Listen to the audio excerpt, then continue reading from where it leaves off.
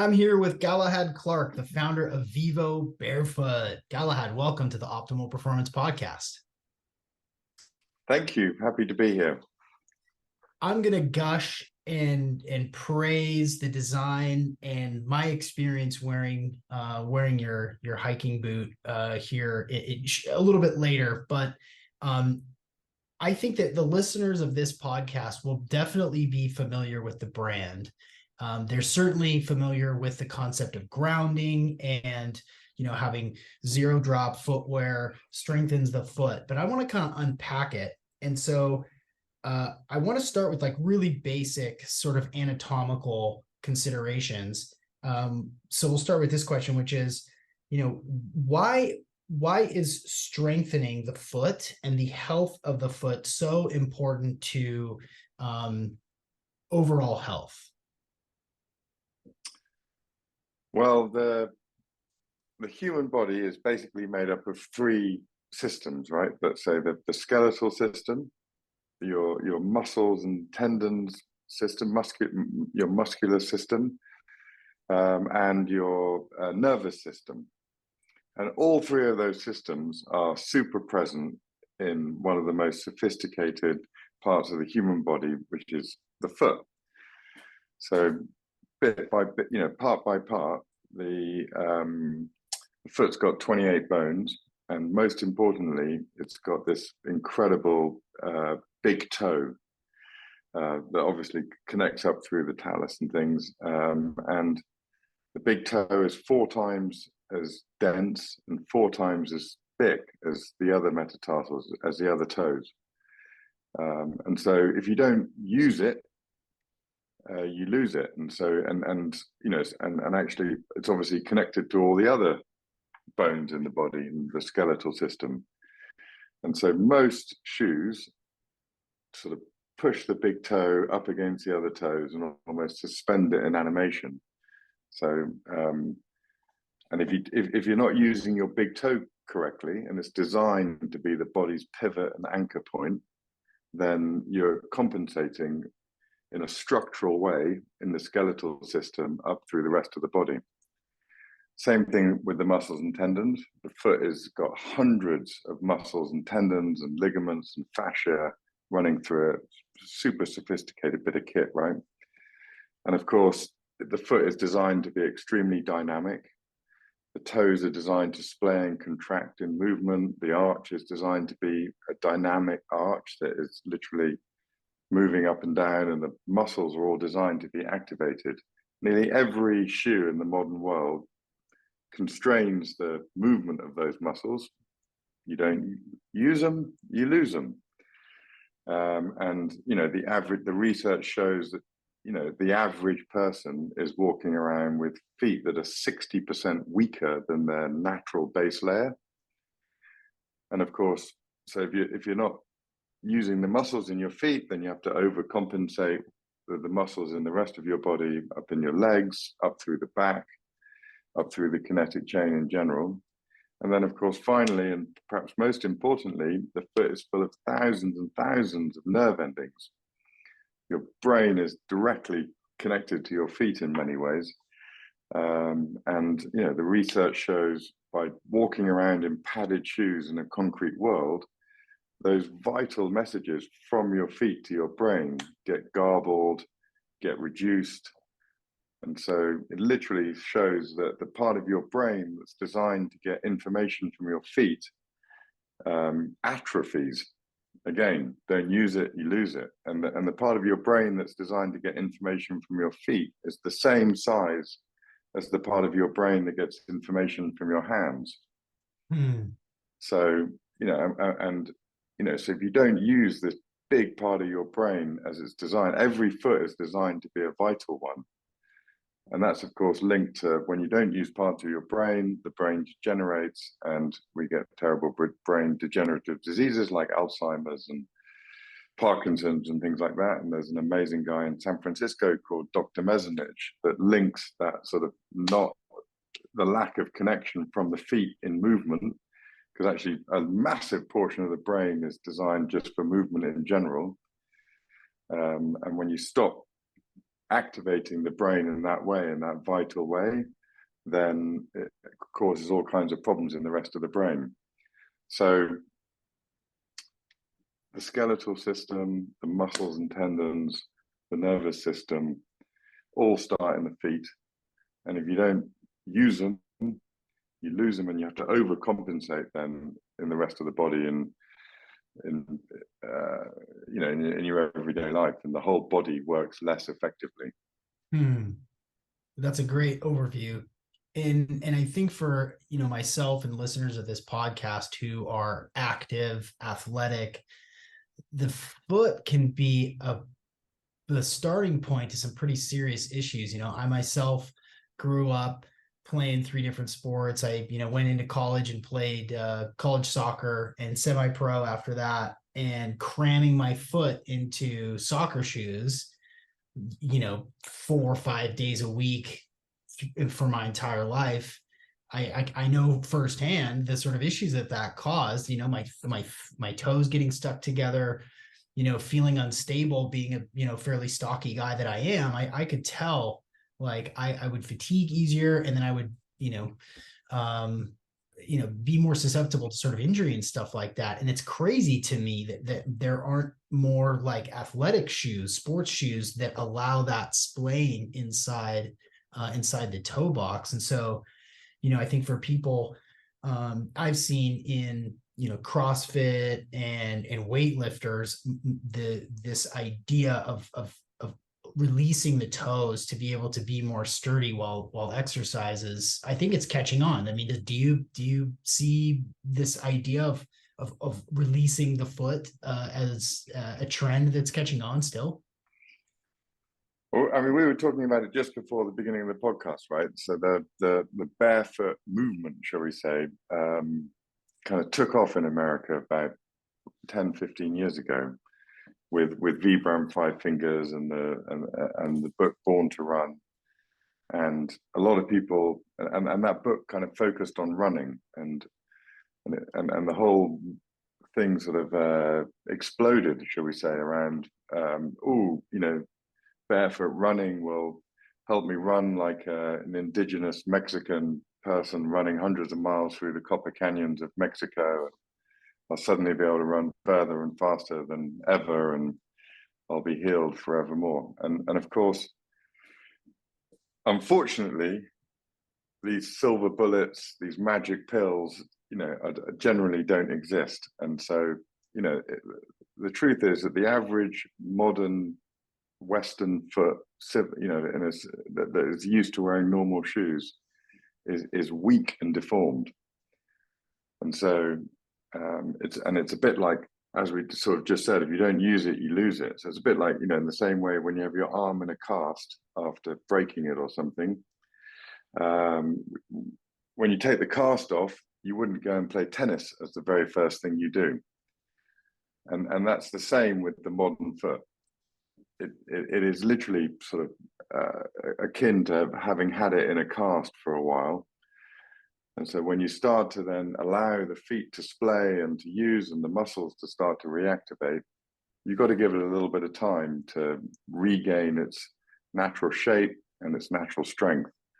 And if you overuse it, and if you overuse weak muscles and weak and deformed structures, then that's when injury occurs. So we're seeing a massive now growth again in the like 10 years later in barefoot shoes, but it's a much more educated approach.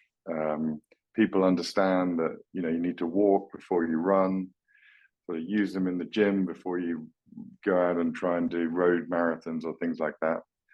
And so it's a much more guided, considered approach. So the sort of barefoot movement in America, kind of, let's say 10 years ago, went like this. It then, people got disappointed because suddenly, it wasn't that silver bullet to suddenly shave half an hour off your marathon time and never be injured.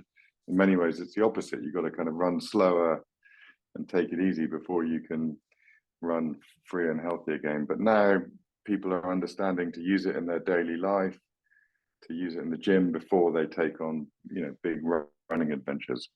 So it is happening. And if you look at Google Trends, just barefoot shoes, aside from any brand name, is massively growing again now. So the word of mouth, the health professionals, the trainers, they're understanding it, they're guiding their clients into it in a much more educated way. And people are really now seeing the benefit. That's a great point. And just like anybody who has tried a new shoe, even if it's not a zero drop, Vivo Barefoot style shoe, anytime you try a new shoe and you go out for a run, or you try a new shoe and you weightlift, or even you just wear it throughout the day, you can have that effect, and it can be discouraging. Like, man, my feet are tired, my ankles feel tired, my calves feel tight. Like, man, this is tough. And then, like you said, you can kind of get discouraged because I thought I was doing something right by wearing a shoe that's more ergonomic to, muscle development and releasing my foot. But man, I'm tired faster. And then, maybe they don't look at it again. So maybe if we could go a little bit deeper into this concept on, for someone who has never tried these, who's maybe they're working out in basketball shoes or really cushy running shoes. What's the best way, in your opinion, to begin to integrate, a Vivo Barefoot into their daily life and into their workouts and into hiking and so forth? Like, do you happen to know like the best practices? So it's really simple, right? Uh, Start with just taking your shoes off at home and just literally walk around completely barefoot at home. A lot of people do, a lot of people enjoy. If you've got a beach or something, go down to the beach, go barefoot, walk around barefoot on the beach. So the best sort of initial thing you can do is just be completely barefoot a little bit more in your life every day. The second thing is, I would say, is separate the notion of barefoot from exercise and performance in the first instance. Just start to introduce it into your everyday life.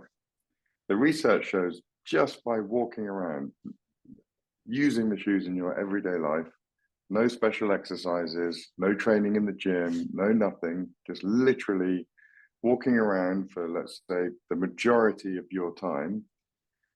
If you just do that for 6 months, your feet will get 60% stronger, which is an incredible number, right? And no special exercise, no nothing.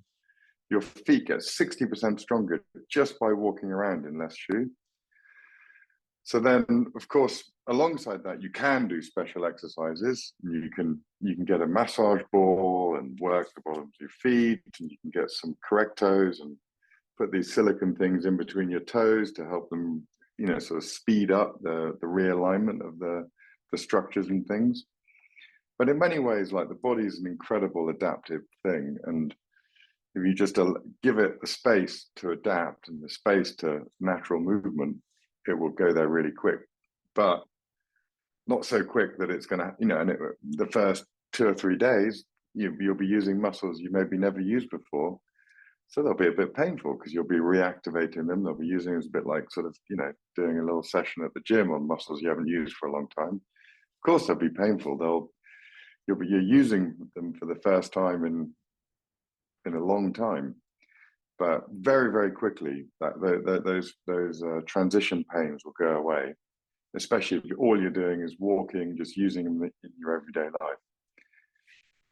If you want to speed it up, there's extra things you can do, but really it's so simple as just use the product in your everyday life and you'll transition really quick.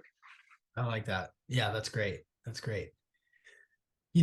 I can't help but be kind of in awe of your background and your story as a seventh generation shoemaker. And I would assume, obviously it's part of your family lineage, it's part of your history, it's part of your story. And and I'm curious about when you had that moment where you realized, okay, maybe less is more here. Maybe making it less padded, more grounded, allowing, making it less, in some ways, less of a shoe, Like when was that moment where you realized like, okay, there's something really important here, and I'm going to focus my attention on creating this type of shoe?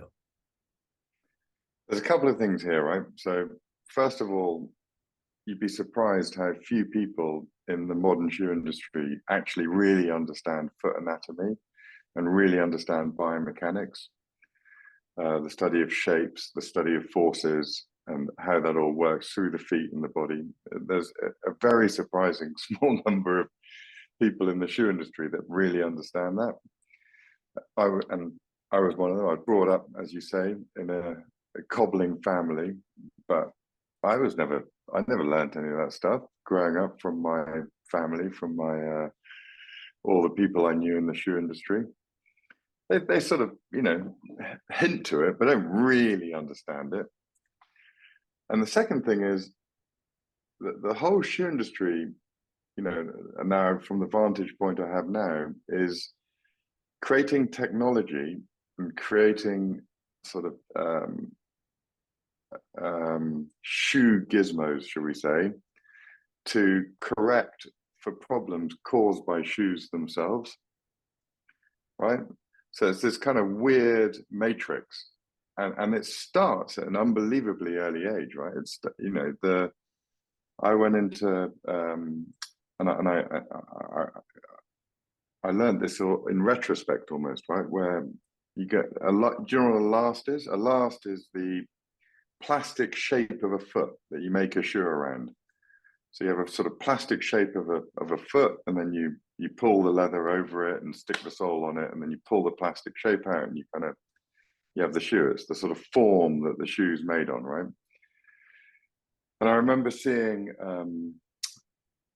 a whole row of lasts, of kids' lasts, right? And the toddler first walker sort of cot shoe almost thing. They look like little feet, and they get bigger and bigger and bigger. And then suddenly, the equivalent of like, say, a sort of 4 or 5 year old, they suddenly turn into these funny little banana-looking shaped things, right? And suddenly the heels raised, the toe springs raised, and they look nothing like feet. So it's kind of looks like foot, looks like foot, looks like foot, looks nothing like a foot.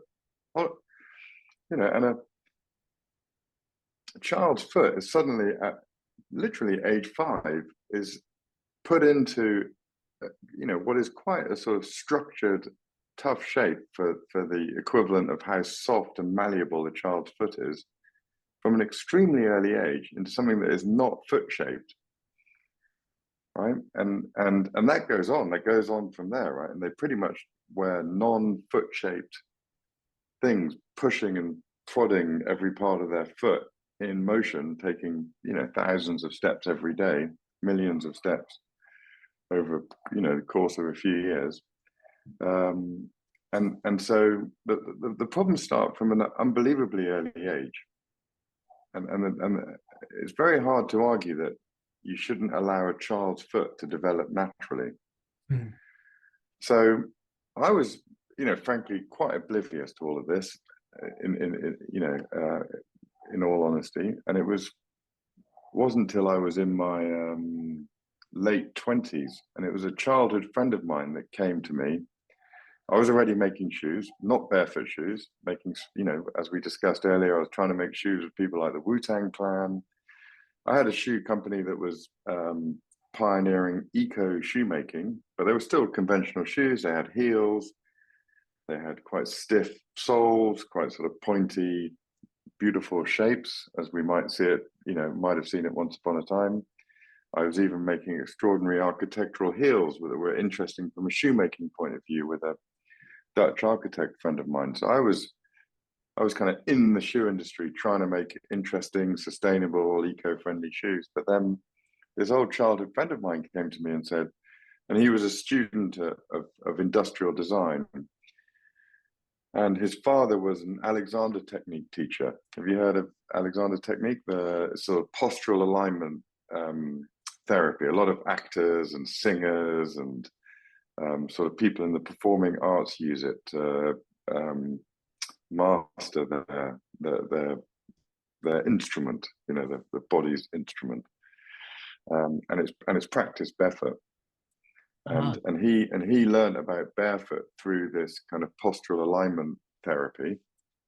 And he was a keen sports guy. He was getting injured a lot, and so he basically came to me with a Nike Huarache. He cut the sole off the bottom of it and stitched a tennis racket cover on the bottom of it, and said, "This is the way shoes should be made." And I just instinctively loved the idea, and I associated my happiest, healthiest times being barefoot by the beach. And growing up, I was lucky to spend long summers basically completely barefoot on the coast of England.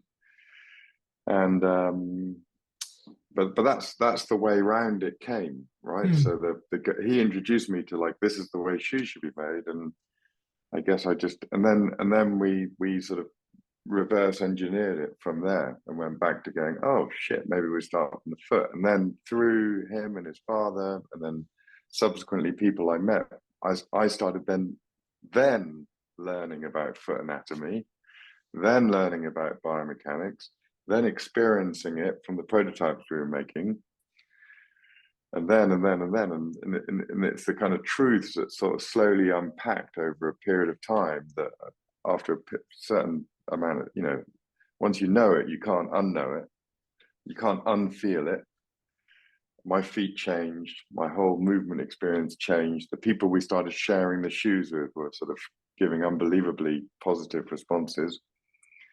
And that was a 5-6 year period. And then it was in 2012 that we finally launched Vivo Barefoot as a standalone brand. And I was like, I got to stop everything else I'm doing, every other shoe I'm making. How can it possibly be sustainable if it's literally damaging health? It's literally disconnecting us from nature. And I just, but it was a long process of re-education. That's so cool. I love hearing those origin stories where it just this is how it came to be. And the fact that the fact that it was a tennis racket cover stitched to a Nike Huarache, it's fascinating to me, and it just makes tons of sense. The anatomy of the foot is kind of interesting to me because people have different shapes of foot. I have a really high arch, so do my kids, and a lot of people that I train jujitsu with, or just people I know have fairly flat feet, and so it sort of begs the question, does a Vivo Barefoot shoe, does it matter whether I have a high arch or a flat foot in terms of the Vivo Barefoot, like giving me all the benefits that I'm looking for in footwear? So a couple of aspects to this. It's true. Foot shapes are really different.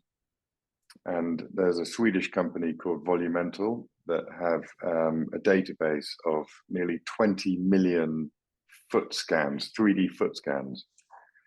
So we've been able to study these foot scans and put them into systems. And so within a size 8, the variety of arch height, width, all kinds of these, bridge height, all kinds of dynamics beyond just the actual length of the shoe. The variation is massive, right? And you can pretty much ascertain from that more than 60% of people that are size 8 are wearing poorly fitting shoes, right? And Vivo Barefoot doesn't get off scot-free here at all. So we arguably make some of the softest, most flexible, forgiving shoes in the world. So we probably capture a greater percentage of people just because the shoes are soft and flexible. And so you can get away with a lot more different types of shapes before the shoe becomes non-fitting. But as soon as you get into slightly thicker soles or slightly more rigid shoes, you're into a world of very few people that are size 8 actually fit a size 8. Mm. And long production lines, creating size 8s that are all exactly the same. No, you can, most size 8s don't fit size 8s. Mhm. There's no doubt about that. And we've seen all the data to back that up, all the foot scans show that. So, does it matter whether you have a high arch or a low arch? Is that perfectly natural to have? Some people have high arches. Of course it is. Does the foot function less well whether you've got a high arch or a low arch? No, the foot is designed to have a dynamic arch. And if it's shaped a bit more differently to begin with, ultimately the important thing is the arch is able to be dynamic and dynamic in movement. And if you look at a natural foot, like the sort of, let's say, ball to heel distance, in the suspended foot versus the loaded foot, like the change is huge, right? In a natural, flexible, healthy foot, your average foot is really, it's a bit rigid and stuck, right? So, and which then makes quite a big difference, your initial arch shape, because it's stuck in one position, either in a really high arch or a really low arch. But actually, the important thing is the dynamism of the arch. Mhm. So what am I saying? That the answer to your question is, foot shapes are really different. Most people are walking around with really poor fitting shoes in the big production system of we live today. And the best thing you can do is get really soft, flexible shoes that that are forgiving to the different shape, as forgiving as possible in allowing natural movement. But yeah, it just highlights the real problem behind the global shoe industry at many levels. Mhm. Well, while we're on the topic, let's pick on another piece of, popular footwear. Maybe you want to badmouth these guys, probably not, but I'm going to go there anyway. Crocs. Crocs. It's an interesting idea. It's an interesting design. I owned a pair years and years ago. I think I was the first person that I knew that owned a pair. They're insanely popular. They're cute. They, you can put different stickers and pendants and stuff on them. I, without fail, both my kids have a pair of Crocs, for taking out the garbage and, here and there, they make decent like river shoes for the kids. But really consistently, my kids' feet get sore wearing Crocs. And I have to imagine that it's because they're so squishy, and the foot is constantly trying to manage that squishiness. I mean, it's got a wide toe box, but it's like when you heel strike, it squishes. And after the kids are playing by the river for a couple hours, their feet hurt, their heels hurt, their ankles hurt. Maybe you want to shit all over Crocs, maybe you don't, but they can't. I see so many people in Crocs, and I'm just like, man, that is not good for your feet. I mean, is that fair? A fair assessment? And they're growing like they've never grown before right now, and they've done an interesting job of defending their intellectual property, whatever that may be. But look, if we go back to the very beginning of the conversation, the different aspects of the foot, you need to have a wide, flat shoe for the big toe to function well. You need to have and Crocs are fairly wide and fairly flat, and but they're spongy, so you could say they're a little bit flexible, and so they kind of do allow the foot a little bit to move. But they're so thick and they're so spongy, they definitely don't allow the nerve endings of the foot to feel the ground at all. And because it's and actually the lower the density, and Crocs are really low density, and they're really spongy, that dampens the vibrations a lot. So actually, if they're a higher density, you get a more accurate ground reaction feel, as it were. But like you say, because they're so soft, and because they dampen the sensations of the ground reaction so much, that the body's kind of in panic all the time, especially a kid's body, because they're grasping for feeling, right? And Crocs sort of confuse the brain so much with every step that's being taken in a Croc, and because the brain's confused and it can't sort of get accurate information as to what's going on, especially if a kid's moving around a lot and they're relatively unskilled movers as young kids, because you know you're born not being able to move at all, and you have to go through the motor skill milestones, right? As a, you know, the human race produces very useless young humans, and so you know they need to learn a lot before they're capable. They're they're ready to be set free, unlike most other animals. So young kids, I'm not saying your kids are useless. You know, they're still learning, should we say, right? And they're still learning movement. They're still learning, and a croc really gets in the way of that motor skill environment, right? That motor skill learning environment, and because you can't feel the ground, the brain then panics, right? And then that's what causes when you panic, Hmm. you tense, and then you start using muscles. And movement is designed to be part of the animal brain. It's designed to be very elastic, fun. Um, the body moves a lot better in a relaxed state of mind than an intense state of mind, right? And you get relaxed state of mind when your brain is relaxed and your brain can feel what's going on. When the brain is confused, that's what causes tension in the body. That's what causes over muscle action, etc., etc. So good for being flat and wide, bad for big spongy soles that in the end actually create quite a lot of tension in the body because the brain is confused.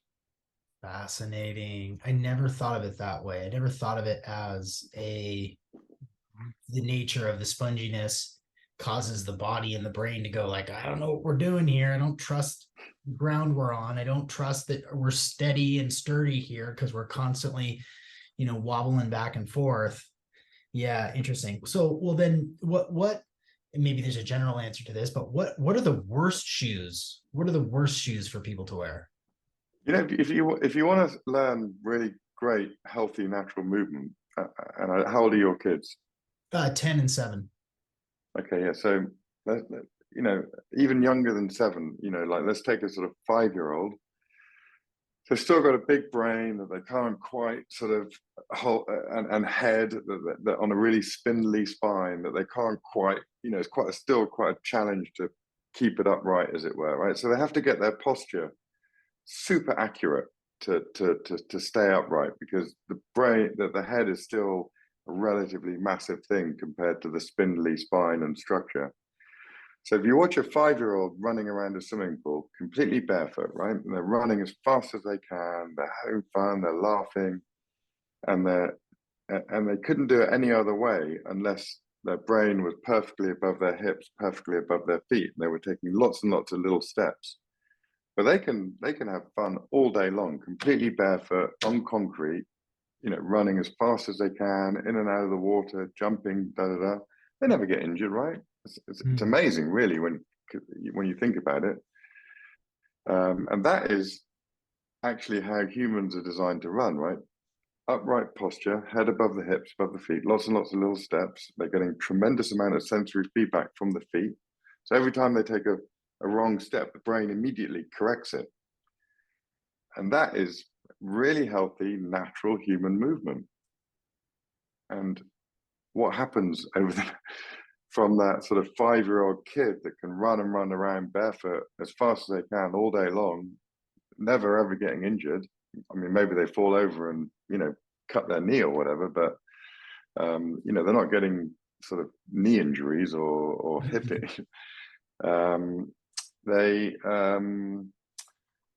you know, what happens from that 5-year-old to adulthood is that they start putting things like Crocs on, and Crocs allow them to move in a really unnatural way. They allow them to overstride, take really unnatural steps, sort of, you know, it's the same like when you put shoes on an animal, they suddenly start moving really spasmodically, right? Yeah. Same with kids, right? And they start developing sort of crappy movement habits. And of course, the other thing is we sit them down in chairs and say, sit down, don't move, shut up, do your work, you know, and the sedentary lifestyle thing obviously doesn't help. Yeah. So it's unfortunately long, slow, slippery slope from that healthy 5-year-old running barefoot around a swimming pool to the painful 50-year-old that kind of thinks they can't run anymore and got chronic knee, hip, back pain. Yeah. No, that's such a great, you painted a great picture there. A kid running around a pool for 7, 8 hours in a day, or playing on the beach, and the way that they move, the way that they run, the way that they jump and play and cut, like it's shorter steps just to keep their head just to keep their head up above their hips. That's a really fascinating thought there. um there's this idea, for this podcast, that's really heavy on performance optimization and biohacking.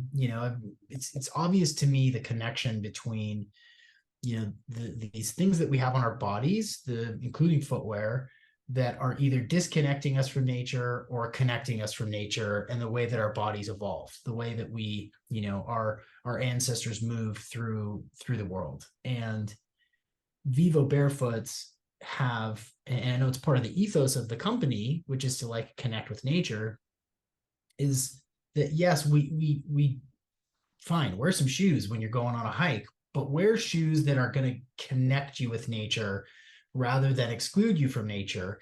And I got a pair. You guys sent me, your people sent me a pair of the Tracker Deacons, and I did 12 miles. I did a no. I went from what I typically wear for hiking, into the Trackers, and I felt more connected. I felt more embodied. I felt more connected to nature as my foot went over rocks, as my foot had to navigate over tree stumps. I felt more graceful. I felt more connected and more in my body than I had ever before with any other piece of footwear.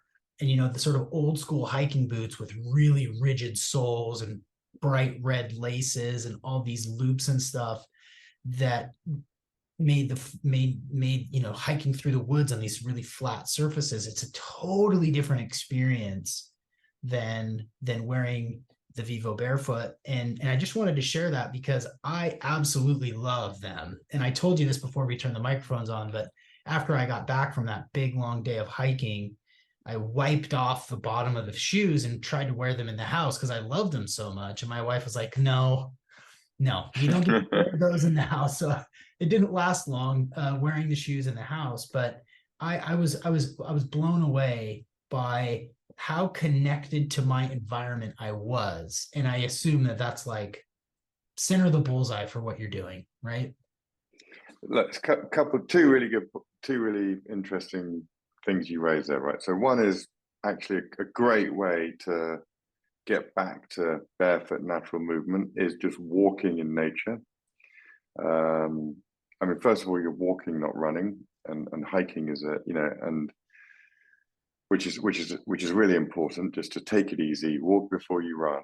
And actually, when you're walking in nature, like you say, and there's rocks and stumps and whatever, you just, you would naturally sort of take it a bit slower, be a bit more conscious. You're not just charging ahead, and you're actually engaged with the environment, and your brain then is obviously engaged more, and you're actually getting you're living a very vital movement experience, but not going too fast, still walking. So that is a really fantastic way to slowly transition back to natural movement, and a way in some ways to fast track the return to natural foot health and function. So I couldn't endorse more. Just hiking in barefoot shoes is a fantastic way to transition back, rather than, let's say, running or walking around in cities. It's because you sort of forget about it in a city, and you sort of still keep your old habits, as it were, and you're slightly less conscious with every step you're taking, and you're not sort of obviously as appreciative of the nature around you, and really living it as a conscious experience, and also you're happier and more relaxed out in nature. It's good for you on many levels. So much research shows just by even looking at nature, your brain settles into a much happier state of mind. So fantastic way to get back to natural health function, just going for a hike with less shoe on. But then the bigger thing there is, humans don't have hooves or pads on our feet. We have very sensitive feet for a reason, and their organs for a reason. But also then, because they're designed to be very feeling parts of the body. So to go along with that, one of the first tools humans would have probably ever made when they wanted to run fast and hunt down an antelope, or when we all left Africa and started to cross the mountains and get into colder climates and things, some of the first tools we ever would have made to allow those journeys out of Africa would have been shoes. And, lo and behold, humans have been making shoes for, however many years you think humans left Africa ago. Let's say it's somewhere between 50 and 100,000 years. So humans have been making shoes for a long, long time. And the shoes that humans made for the last, let's say it's 100,000 years, for the last 99,800 years were pretty good barefoot shoes, right? When we arrived, the first people that arrived in the Americas would have made bison moccasins, and they would have made them person by person, foot by foot. They would have cut out, they would have measured the local cobbler, whoever it was, or in your tribe or gathering or whatever, would have measured your foot around and made a beautiful pair of bison moccasins for you. And it would have been a pair of reindeer moccasins if you ended up in the Arctic, and it would have been a pair of buffalo moccasins maybe in India, and if you ended up in a rainforest, you might have had a pair of yukata woven sandals. They're all very simple barefoot shoes that allowed the foot to function and actually would have fitted you because they would have been made for you from the local sustainable materials. And obviously every step that those humans took for those 99,000 years would have been in nature, wherever it was in the world, and we would have been wearing footwear that was appropriate to the climate and the terrain. And it worked pretty well. Here we still are today. We survived. Yeah. And actually, if we were injured or we were in pain, we probably would have been food. And so, apparently natural barefoot movement served us pretty well for the last 99,000 years. And it's only quite recently that we started wearing heel, pointy, sort of status-driven underfoot technology, starting with horse riding, stirrups, pointy shoes, heels. And then, it became ceremonial and peacocky, and the status led to one thing to another. And anyway, we can get into the history of shoes, well, whenever you want, really. Yeah. You could go on and on. Yeah. Have you seen what Kanye is wearing now? Yeah, he's making like cool little Japanese tabby sort of ninja shoes, right? And that's an interesting point. Those tabby shoes, right? So they were probably some of the most ancient shoes made that are still sort of relatively modern. The Japanese always are a bit more advanced than the rest of the world, and they take ideas from the rest of the world and they make them better. And those shoes are really sophisticated. Let's say the tabby, they were worn by samurai, hundreds of years ago, thousands of years ago. And they found perfect barefoot shoes. And in the Japanese case, they separated the big toe a little bit to give that slightly extra dynamic movement. You see that in the ancient samurai footwear. Also perfect bare footwear. There's no underfoot technology. And samurai are pretty badass dudes, right? Wearing a lot of crazy armor and yet basically barefoot. And as you were mentioning earlier, all of the most skillful movements in the world, all the martial arts, you don't do them in hokas. Like, you couldn't do that kind of skillful movement with loads of padding under your feet. Like, skillful, you need to feel the ground to be able to do skillful movement. And if your Right. life depended on it and you were up against someone else, you wouldn't choose a big pair of spongy shoes, right? You wouldn't, you'd be at a great disadvantage. Yeah, absolutely. Yeah. Yeah. When I saw Yay cruising around Italy, you know, being sensational and basically like spandex socks kind of looking, footwear. I thought, well, that's kind of interesting that even Yay is sort of reverting back to a more minimalist, shoe walking around the concrete. In those, I couldn't help but bring it up because I was fascinated by Yeah, it. yeah. Look, he's got a pretty cool instinct for shoes, and actually, the Yeezy itself is a pretty interesting, almost indigenous upper design, right? That so he's obviously a gifted guy on many levels, interesting character in many other levels, but he's a gifted cobbler, Yeah, and the instinct of the Yeezy was a really clever way to make the upper of a shoe. And then it's interesting that he's evolved now to want to feel more with his feet and go in that direction. Good on yeah, right on. him. What's the motivation, as I sort of zoom way out? What's the motivation for you to be making the podcast rounds right now? What's driving you to speak out more frequently and more openly about Vivo Barefoot? I genuinely think the world would be a happier, healthier place if people wear less shoes. We're in a pretty critical moment in the world right now. And there's wonderful brands like Patagonia that have become activist brands, but on the level of like humans need to save the world, and to some degree that's right. But actually, perhaps a slightly more nuanced thing is that humans need to actually nature will save humans, not the other way around, and humans need to reconnect. Nature's going to be fine without humans, right? Right. It's going to be, in fact, it's going to be a lot better if we just get the hell out of the way. And but I think nature wants humans to succeed as well, and nature wants us to learn about and come back to her, as it were. So, and look, I genuinely believe that it starts with kids, but it's also the same for adults. That we're all one people connected on one earth through 2 feet, and when you feel the earth, you understand her more, you respect her more, and you will, act in harmony with her more.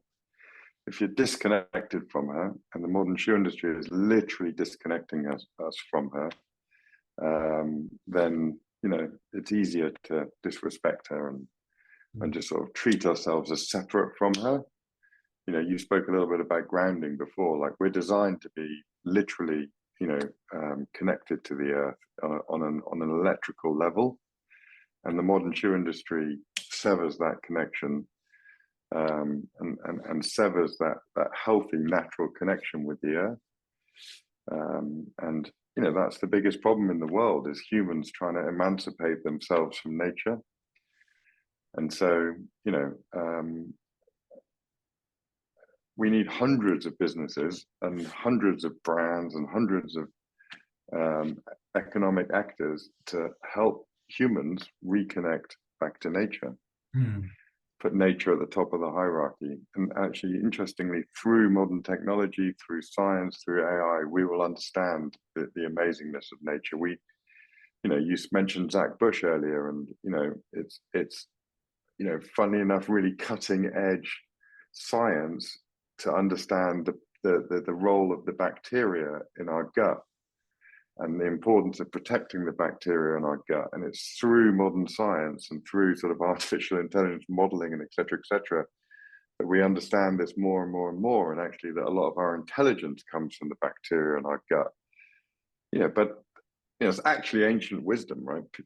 People probably 15,000 years ago understood that better than we understand that today. But we're just, in our own way, just coming back to understanding that, and it's ultimately, and then through that we understand the importance of soil health and that deep connection, etc., etc. You were talking about blue-ray light glasses, and it's actually through science we're starting to understand the importance of circadian rhythms and melatonin, and how that all those hormonal and endocrine systems work in the body, and the impact that just reconnecting to those rhythms is so essential to health, right? And so, these are all, these are all ancient wisdoms, right? Or we're in this funny sort of state where we're kind of reinventing ancient knowledge. Yeah. All these people kind of like claim, like, I've invented this, and that we didn't invent barefoot shoes, right? At all, right? There's no invention to Vivo. There's no special technology. This is the way humans have made shoes for thousands of years. Having a healthy gut biome is the way humans have had it for thousands of years. Living in sync with nature's circadian rhythms is the way we live. Having a fasting cycle, a hot cold, et cetera, et cetera.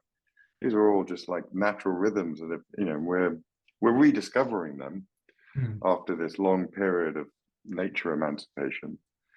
And it's the same with barefoot shoes. We're just rediscovering that healthy natural movement is probably better than any modern gizmo that we've come up with in the last 100 years.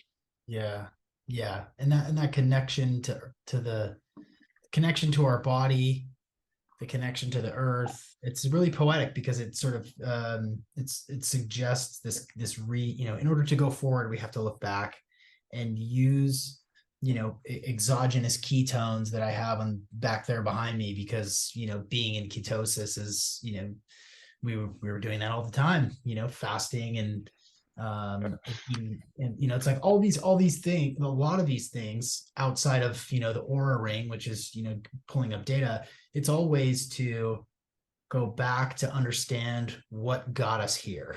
And what got us here is a connection to the planet, a connection to our bodies, so that we're better decision makers, more cognizant of the impacts on the planet, better people overall. I just think that's a really beautiful, really beautiful. And technology is going to help us go there, right? And in a funny way, one of the things we say, the most advanced piece of technology to ever go into a shoe is the human foot. And actually, if you look at the most advanced bit of robotic engine, the most advanced robotic foot in the world, that you can spend millions and millions of dollars, and millions of dollars have been spent trying to develop it. It is so crass in comparison to the human foot. It's just unbelievable. It's like the difference between I don't know, a sort of cup to cup communication device and the iPhone or something, right? And that's the best we've come up with, right? That's the best we can do. We're not saying, we're not, technology will help us get there as well, right? And technology is helping us understand it. And actually, in our case, in the shoe industry, we really are quite excited by, a phone being able to scan the foot, and the new phones have LiDAR scanning technology.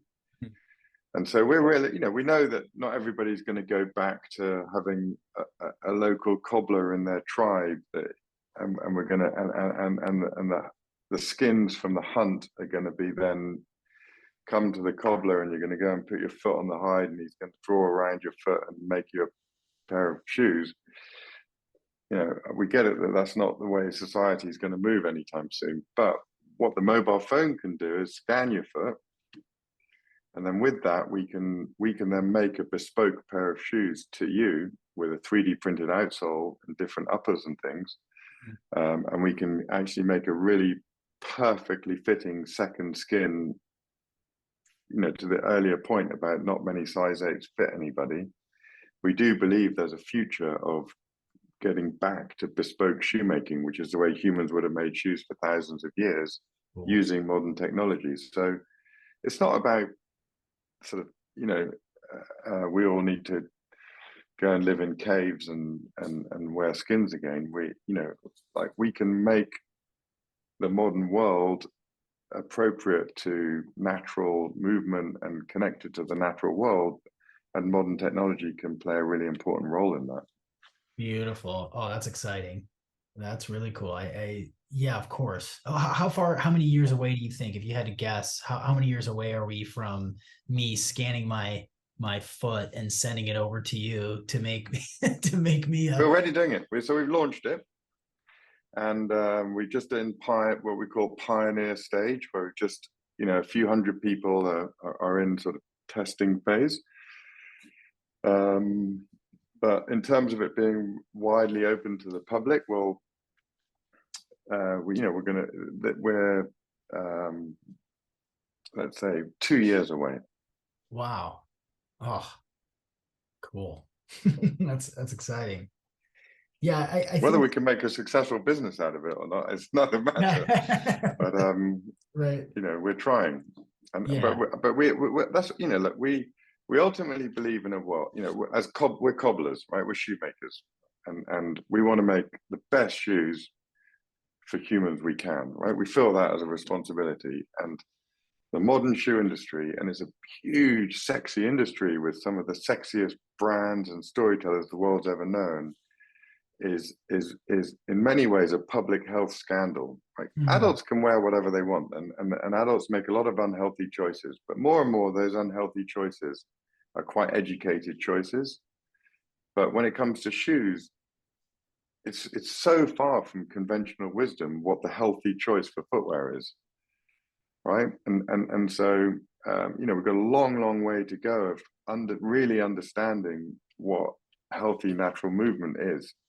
More and more people are getting there, but actually the conventional wisdom in America right now, if you go around all the shoe shops, it's more maximalist, big spongy shoes than you've almost ever seen. So we're sort of in some ways drifting further away from this natural base layer at the moment. It's a kind of urgent crisis. Now the counter movement is growing, but it's a pretty small counter movement. And that's a real problem, and the fact that it's not being addressed for children's shoes at all, and the fact that your average child, entering adulthood in the civilized Western world, is arriving with really weak, deformed feet and very bad movement habits. That's a public health scandal. That's really, in the shoe industry is to blame for that. Mm. And that's an urgent thing to fix, right? Because humans are sort of pissed off and unhealthy and don't like moving and don't like feel disconnected from nature, then we've got no chance. Yeah. Yeah. Right. And so the shoe industry needs to get its act together, Yeah. and allow kids to just at least kind of feel the earth, stay connected, be healthy, want to move. Because if you don't like moving, then you're not going to go and walk up a mountain. You're not going to walk down a river. You're not going to, actually leave the city and enjoy it. And that's the first step. Is as soon as you start engaging with nature and enjoying it, you'll want to be part of it. Yeah. Yeah. You've got to. Everyone's got to grok it. You've got to really feel it. You've got to understand it. You got to have that experience of it rather than a theoretical idea of being in connection with nature. It's really hard to be in connection with nature if you haven't been barefoot in the dirt in months, and a lot. I don't know how people do it in like New York City, like living up in high rises, surrounded by 1,000 Wi-Fi routers, staying up all night and being literally disconnected from the earth, like Yeah. concrete jungles. Like maybe you can kick your shoes off and go barefoot in Central Park, but that might be it for you. Yeah. I did I was recently in New York, and I got the impression that, and it's obviously a privileged few, but I got the impression that the connection between upstate New York and has grown tremendously thanks to COVID in a way, right? That everybody kind of went and experienced and now they're all going. I don't know what the fact if the facts are true, but I got the impression that more and more people are spending more and more time out of the city, um, which is at least a start. Yeah, I'll right. tell you an interesting thing as well. I was just in Korea, and there's no barefoot shoe market in Korea, right? We don't really sell any shoes to talk of, like like we don't have no, and no one does. But um, what's happening in Korea is that what's growing is earthing, right? And so they're building these amazing walkways, barefoot walkways in parks around Korea. And this happened in Germany around a guy called Sebastian Kniep about 100 years ago, where they were Barfußwege, and so they built these kind of multi-textured paths through the parks and in Korea, interestingly, they make them out of clay, red clay, which is considered to be a superconductive material. And then they built cool little textured little areas, and you go to the park and you have this barefoot experience in the park. It's cool. And they understand it as a sort of part of their health and well-being, and they're not. And then they go and put on their normal shoes again, but Yeah. it's kind of they haven't quite put two and two together in a way. But Yeah. they know it's healthy. They know it's really good for them. They feel really great when they do it. It's the kind of thing you go and do now. And so you can have that in your everyday life. You don't need to go to a park. Put your bare feet on a clay path. But Yeah. it's sort of it's emerging in a slightly weird ways around the world. Fun. And obviously in India thousands of years ago, Ayurvedic medicine would prescribe people just walking barefoot on the earth for a while to help reduce inflammation, etc., etc. Yeah. And so these things are sort of, and then there's another cool little anecdote in the Arctic where they wear these reindeer moccasins, right? And it's -40 or in Celsius. What's that in Fahrenheit? Like really, really cold. Yeah. -70 or something. Is that right? Yeah. Is that what that makes Yeah. sense? Yeah, that's exactly right. Something like that. Anyway, and they wear the traditional footwear is one skin of reindeer moccasin, and they wear them bare feet with a bit of hay for insulation, and they're completely warm, and they're fine to spend all day out herding reindeer in the coldest temperatures on earth, right? Huh. But because I went to the places north of Scandinavia, and Scandinavia is very rich, and they're very conscious, and they want to look after their indigenous population. So they send them loads of ski-doos and money and cultural, and build beautiful buildings for them, and they also send them lots of posh boots from the south, from the modern hiking boots or whatever. And so there's an old wives' tale now in the Arctic that, and obviously people are like, oh, these fancy new boots, and don't I look cool and amazing? But what's started to happen is they've started to, for the first time, get knee and back pains, Huh. and the sort of what they understand is, like, if you just go back to wearing your traditional reindeer moccasins, your back pain or your knee pain or whatever will clear up. You just go back to wearing them for a couple of weeks, and they don't understand why. But these modern structured sexy hiking boots have been introduced, and with them is coming this new incidence of pain in the body. And they Interesting. know when they go back to just allowing their feet to move naturally in their natural ancient footwear, things click back into place again and they feel fine. So it's just a funny little microcosm of how, and they haven't quite put two and two together yet, but it's Yeah. Yeah. Interesting. Oh man. What a fascinating life of a cobbler, Like honestly, I'm a huge fan of shoes. I mean, and I pay close attention to them. You know,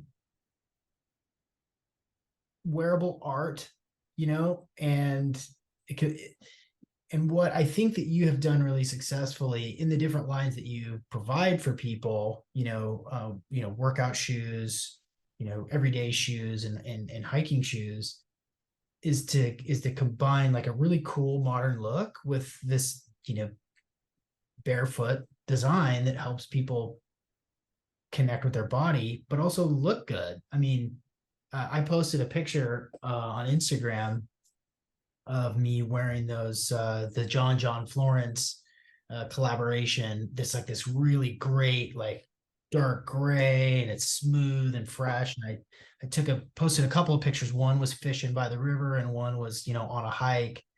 And I got like 4 or 5 comments from people immediately, like, "Oh, you got the Vivo Barefoot," and a couple of other DMs from people that were like, "Oh my god, I can't believe like those are great. I haven't seen those yet." And for me, it's something that looks good, that I feel good in, and that's hard to do. And I think, you know, spending money on footwear, a good pair of jeans, your bed, like, and food. If you spend your money there, you're going to be a healthier, happier person when you get the right stuff that works for you, that makes you feel good. Um, I don't know. You probably weren't expecting me to go like this. Yeah, no, but I mean, I think like that's, people sort of are different, you know, um, Aryans, right? And someone said to me the other day, look, I'm just a natural qualitarian. And I thought that was, that's a nice way to put it, right? Just, but doesn't sort of matter so much exactly what it is, but as long as it's natural and it's quality, and it's helping you, and actually, there's an American professor of sustainability, a guy called John Ehrenfeld. He said the only excuse for filling the world up with more stuff is that products should help us connect more with nature, and or make us feel more human, improve human health, and or help engage with important environmental or ethical questions. And I realized that I read this guy when I was still making other shoes, as it were, and when we made the sort of transition to say, really, like, actually the only shoes that possibly tick those boxes are barefoot shoes. And I think actually that it'd be one thing to make cheap barefoot shoes, shall we say, but I really believe in this notion of emotional durability, that shoes should get better over time, you appreciate them and you use them. And like a pair of jeans, like jeans have really a lot of emotion, wherever you scratch yourself and how you sit and where you put your wallet, over time your jeans become your jeans, right? And you never give them to anyone because they've got this incredible emotional durability. Mm-hmm. And so, yeah, I mean, I think trying to make products that have that and connect to people, and then then in the end, like you say, you just live a more quality, connected to nature life, and then whatever you do in life, Yeah. you'll just make better decisions, and Yeah. Totally agree. Before I, we take this this has been so enjoyable, by the way. Thank you so much, Galahad, for this conversation. A couple more questions for you, but I am curious, what's your go-to? What model do you wear most frequently? Um, honestly, it does change a lot because I'm actually, you'd be amazed how few shoes I actually have in my house. So I'll kind of, I can see my shoe rack here, as it were. So I've got a pair. I'm testing out. So one of the things we do is we do a thing called Revivo, Right. which is where we take the old shoes, repair them, refurbish them, and then resell them. And it's exciting because we're getting, some shoes are going through multiple lifetimes. And I dream of a time when we can kind of almost, you can kind of almost go like, oh, this pair of hiking boots has been up Kilimanjaro, and then you can buy them and you can kind of take them up, Denali or something, whatever. Um, and and one of the challenges with that with the re-commerce model is the sneakers we make, and funny enough, and we score all the products through quite a sophisticated, sustainable design method, and unfortunately, some of the best-selling shoes we make, which are kind of white sneakers, are basically the least repairable, and by some scoring methods, the least sort of sustainable, and actually, in some ways, have the least emotional durability because they're kind of white sneakers. But what we've been playing around with is maybe we can because if they get dirty and they get a bit, it's quite hard to repair them and make them look nice, as it were. So we've kind of got thousands of pairs of white sneakers that we're struggling to re-commerce. But anyways, there's a long way of saying that I've got a pair of sneaker, and we've figured out how to naturally re-dye them. So they've become this kind of beautiful kind of new product that with a natural dye. And so we think that's quite an exciting way to get white sneakers back into the world. But then they've become quite bespoke, so they're quite unique. Cool. These sort of, because every shoe is it comes out slightly different, through a natural dyeing process. So I've got a pair of those that I'm testing, and you do get slightly coloured socks at the moment. So we're trying to figure out how to, not let the dye, end up, making you look like Avatar feet or whatever. I've got a pair of hiking boots, and honestly, one of the favorite shoes we make, for me, is what we call the Tracker Forest, and it's a hiking boot that is, we were talking about hiking earlier, but they're just a leather boot. They're super lightweight. They have an amazing grip with a Michelin sole, which has this kind of really unique compound, and they're just, they're my go-to boot, as it were.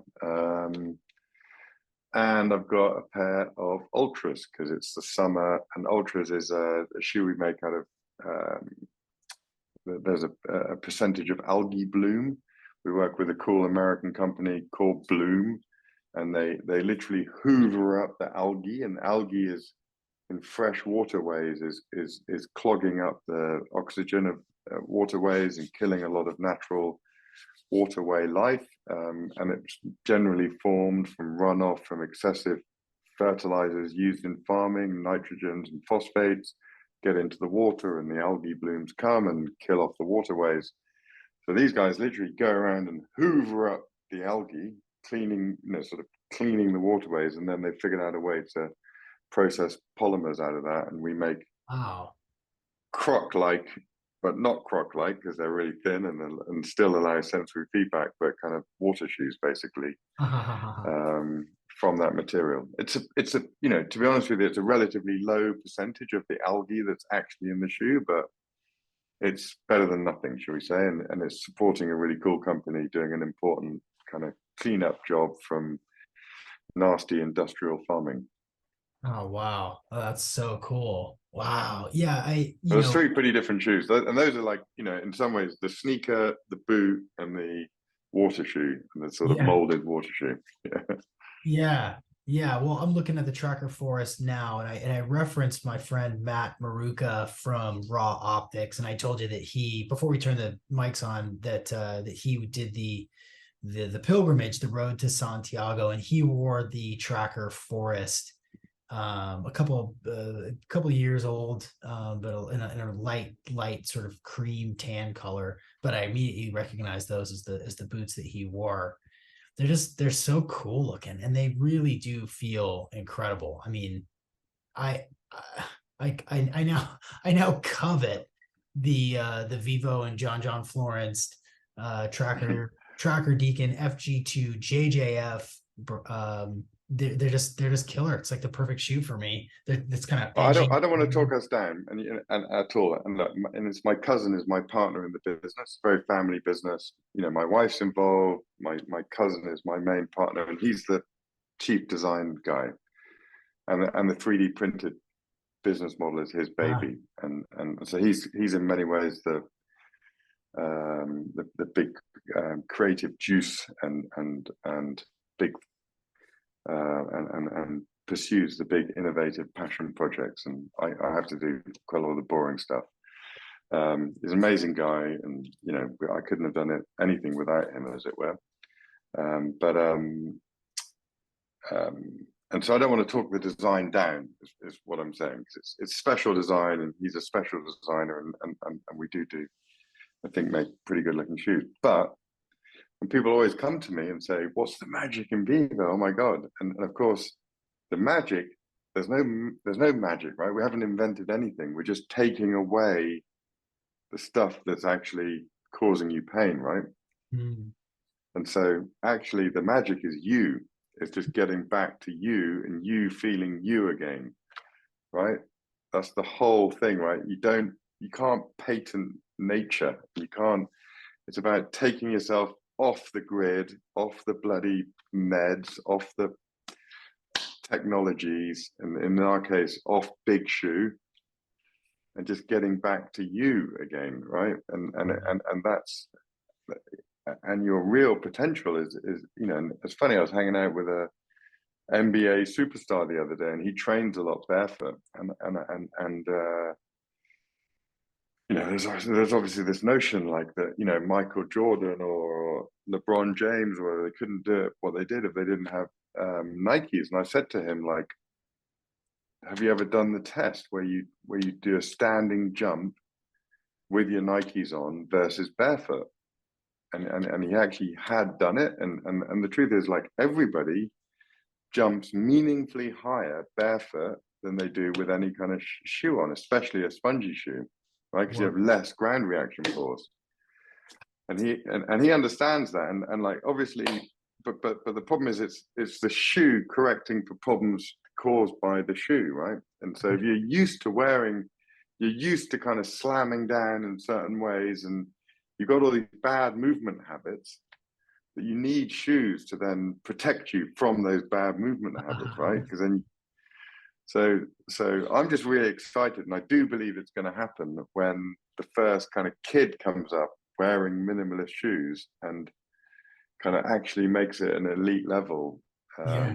barefoot. And we're getting more and more elite people, and we're not, you know, Nike, so we can't afford to actually officially sponsor any superstars, but we're seeing more and more elite people starting to use barefoot in their everyday, and they're using it for sort of 80% of their life. And maybe when it comes to game day, they're putting whatever shoes they're sponsored by and what, you know, but they're using barefoot as a kind of essential training tool just to make their feet strong, make their bodies natural, they feel better, they feel healthier. So whatever shoes they put on game day,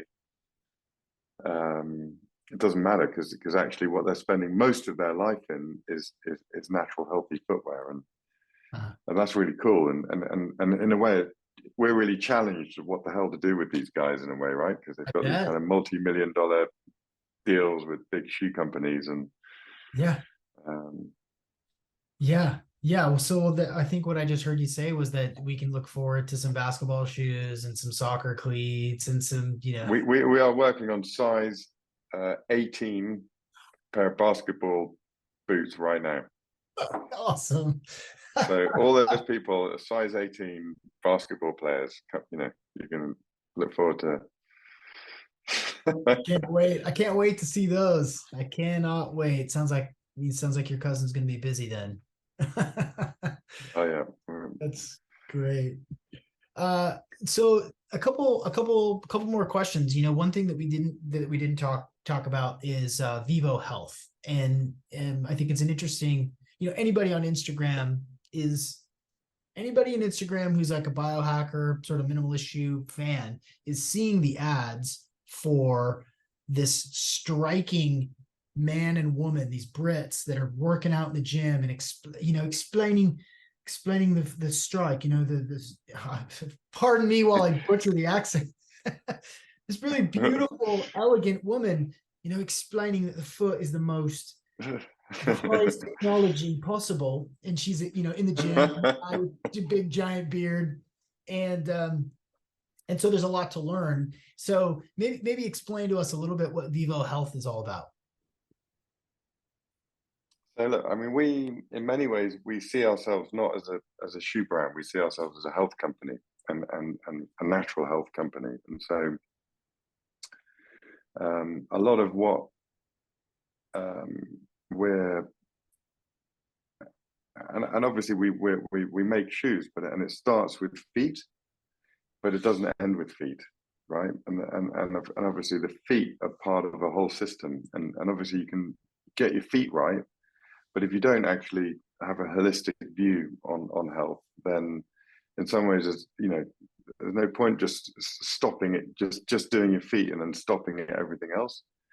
So Vivo Health is an ambition in many ways to, first of all, like we discussed at the very beginning, the new barefoot movement is a more educated, more understanding. It's not about a silver bullet or a magic pill. It's about a slow, kind of guided transition back to healthy natural movement. And so, and there needs to be a degree of education around that.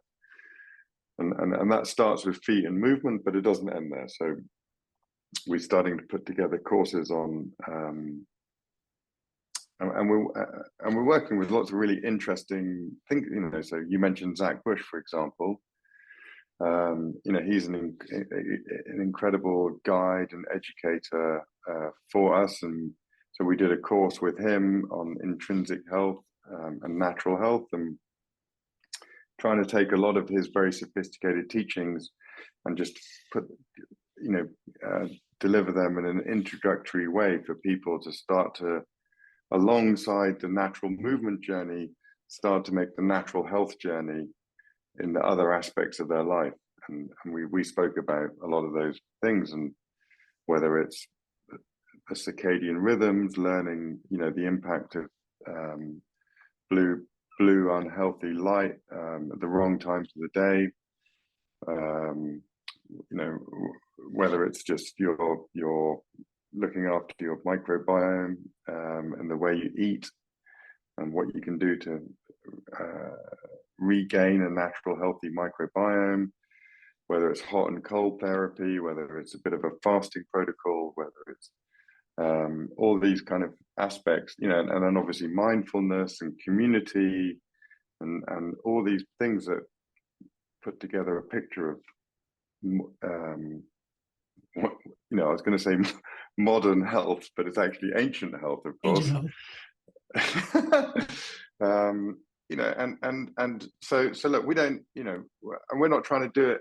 And what we're trying to do is all these things exist from lots of experts all over the world and wonderful people. And in a way, we're just trying to sort of help guide our community and put some of those teachings in an introductory way in one place.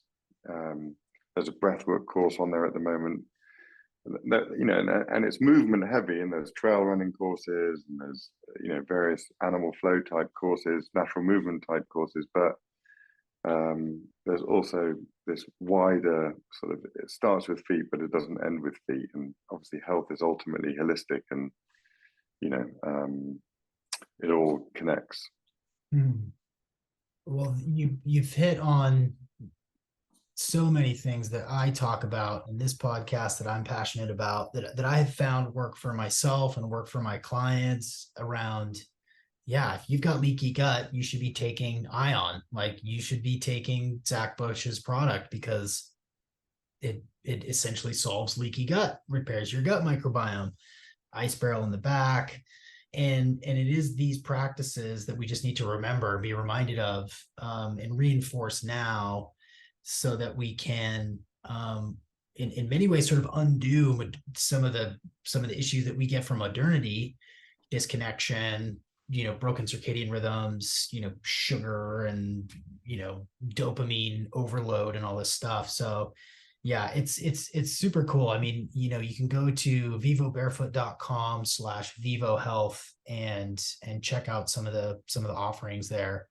There's those cool guys that I was talking about, the super fit gym rats, the dude with the big bushy beard doing a lizard crawl. It's just it's I think it's really important, and I love the message. I think the products are absolutely insane. Um, this is great. So to take it home, I have a fill in the blank question that I ask everybody, and this can be just based on it's any experience. It doesn't have to be specific to Vivo Barefoot. And please elaborate as much or as little as you want, but fill in the blank. Everyone would benefit from knowing.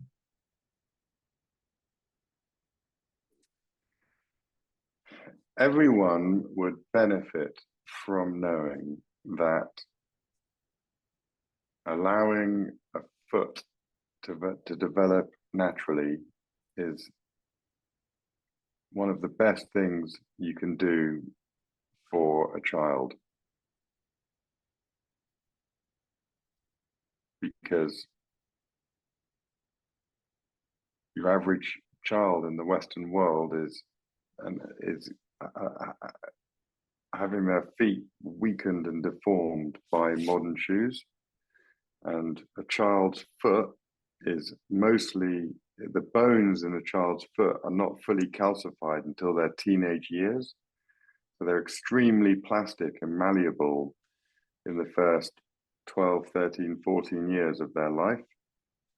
And so if that extremely malleable plastic thing is put in a non-foot shaped vessel, then by definition it will weaken and deform.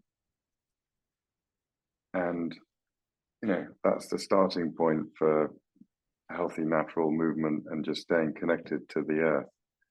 So everyone would benefit from knowing that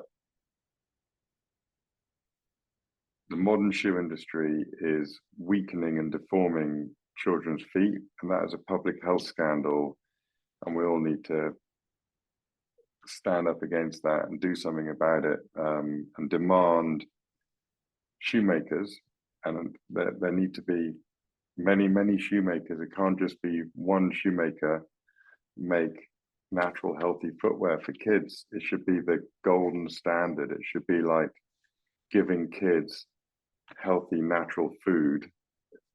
You should give them healthy natural footwear. Putting them in modern shoe shaped, like not allowing the child's foot to develop naturally is similar to just giving children cigarettes. It's that bad, in my opinion. And so, demand from these big sexy companies that got unbelievable economic power and influence, that they allow children's feet to develop naturally.